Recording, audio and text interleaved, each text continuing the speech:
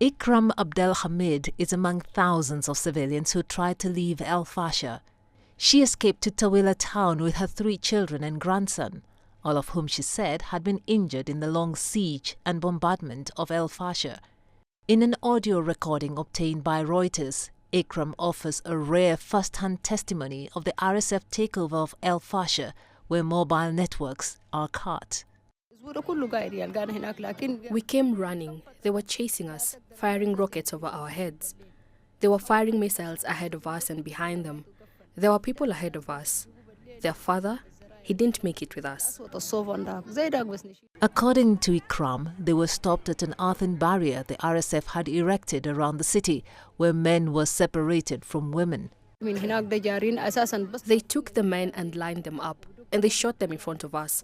They lined them up, shot them in the street, and left them. When we started screaming, they told us women to get up, and we left and they put us on the other side.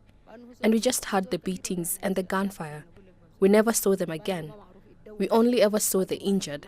The ones who were healthy, we didn't see them again. UN's migration agency says more than 26,000 people fled El-Fasher on Sunday and Monday, but fewer than 2,000 had arrived in Tawila. Aid groups and activists have warned of the potential for ethnically motivated revenge attacks. People are basically trapped. Some of them are hiding in holes on the ground in order to protect themselves from shelling. But most of all, they fear execution. They fear targeted killing. We have heard of house-to-house raids.